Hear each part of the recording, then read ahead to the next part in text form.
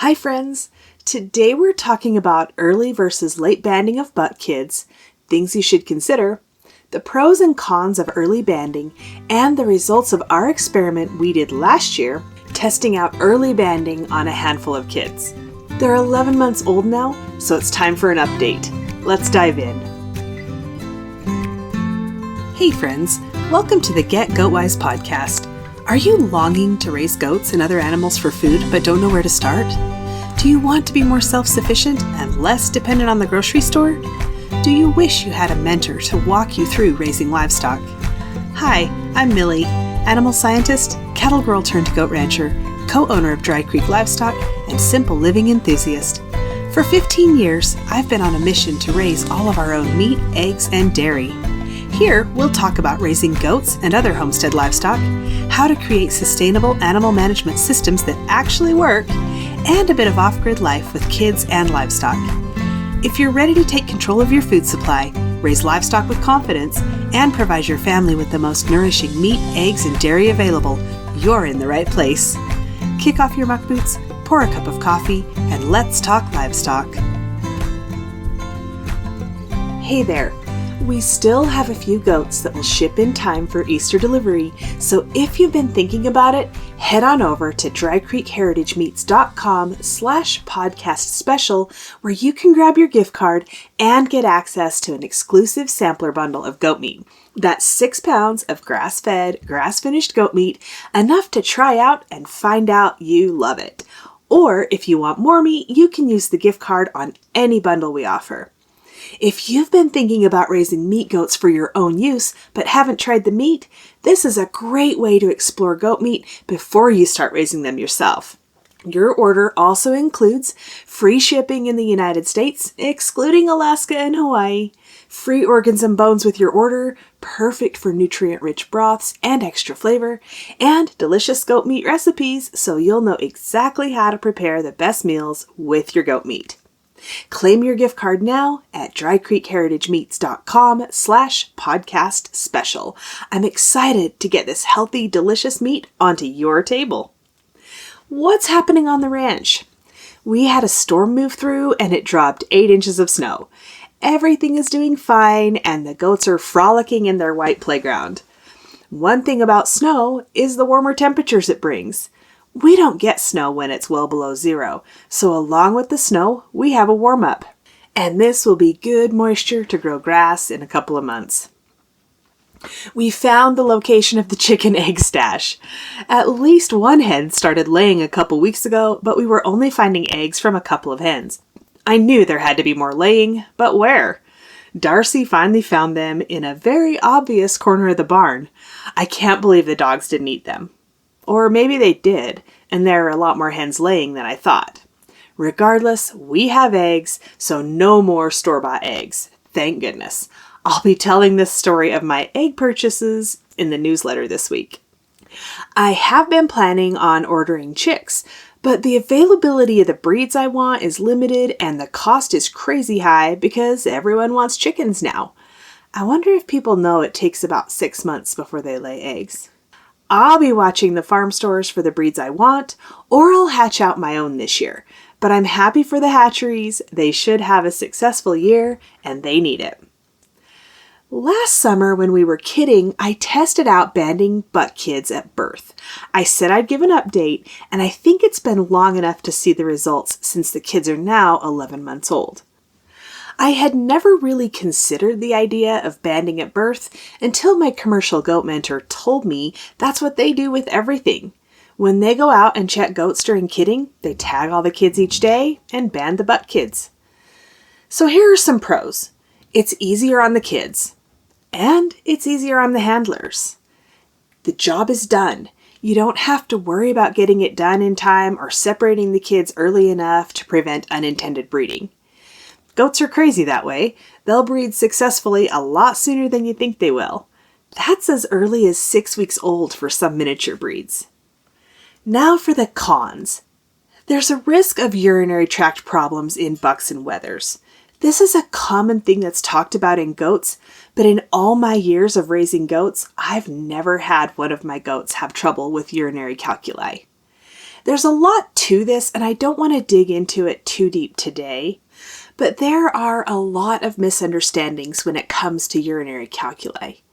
There are actually several different types of calculi or stones. So here's the quick information. It has to do with the calcium to phosphorus ratio in the goat's diet, as well as the total calcium and phosphorus, meaning if we're overfeeding calcium and phosphorus, even in the correct ratio, it can be problematic. It's often associated with feeding bucks and wethers alfalfa and or grain. This isn't the whole story though. Vitamin A deficiency can play a big role.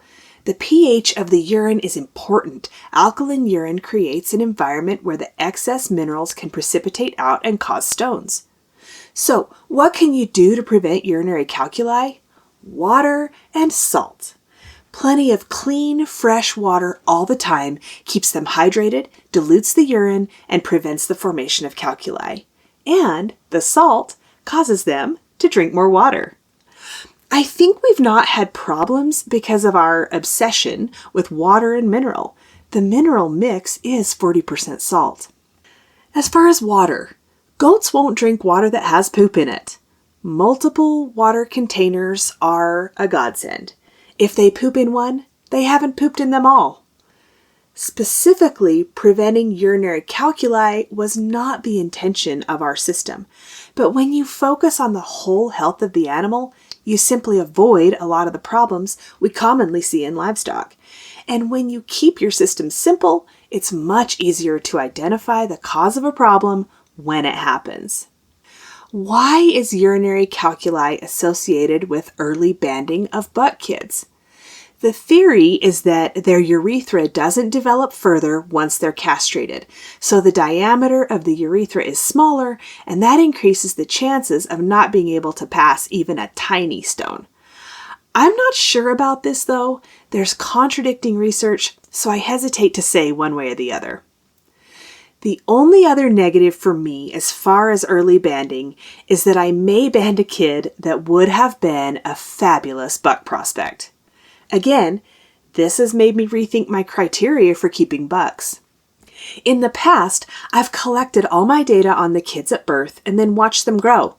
When I saw one that was performing really well, I'd go back and look at his records and then finally check his dam and sire and see if he actually is a buck prospect. In the early banding management strategy, I have to plan ahead. I need to look at performance records of the does and see what does I would like to keep buck kids out of. Then, when the buck kids are born, if they aren't out of one of my top does, they're banded at birth. If they are born to one of my top does, I do the regular birth evaluation, weight, bite, teeth structure, all that. And if they meet the standard, they can be left intact and watched. If they don't meet the requirements, they're banded right then. Truthfully, this is a better plan anyway because I'm not tempted to keep a buck that is almost good enough to be a sire. How did our test go? We banded all but one of the buck kids from the early accidental breeding kids born March 2024. We don't usually keep any wether kids this long, so it's a good test for us to look at longer term effects than we would normally see. At 11 months old, they have done really well. Not a single problem in any one of them. They've grown fast, they look muscular, but not bucky. The unexpected bonus. Right now, a lot of the doe kids are coming into heat, but we're waiting until next year to breed them, so all the kids are in the same pen. Some of the later banded buck kids still act like bucks, and a couple of the fast maturing ones even look like bucks. They're chasing those does around like crazy. While the early banded wethers are just chilling out, eating hay and growing, the later banded wethers are busy chasing does, which is definitely affecting their growth and the growth of the doe kids. As it relates to efficiency in growth and feed, early banding wins. So, the plan for this year. Determine which does we want to keep replacement buck kids out of. Band everything else at birth. And not feel bad if I band one that turns out to be exceptional. I need to realize that I may be short on replacement bucks, and that's okay too. I know some awesome breeders where I can get bucks. I'm not sure what I'll do with bottle babies though. Since they often have a rough start, I'm not sure if early banding would be good or just too much when they're already struggling. And a lot of them end up as pets as well, so if there's any truth to the urethra development theory, it would probably be best to leave them intact for a while. It'll be interesting to see what happens when we do this on a larger scale. We'll give it a try, collect the data, and I'll let you know how it goes. I hope this episode helps you make the best decision for your herd when it comes to early or late banding. There are a lot of strong opinions on the internet about this, so take what we've talked about here and do your own research too. There's more than one way to do things right. And if you have any questions, head on over to the community and start a conversation. Hey there, thanks for listening today. I'm so glad you're here. If this episode helped you or encouraged you in some way, share the link with your homesteading friends. And if you really want to help me out, click on over to Apple Podcasts and leave a rating and a review. You can connect with me on Instagram or email linked in the show notes, and meet me back here soon for more Get Goat Wise.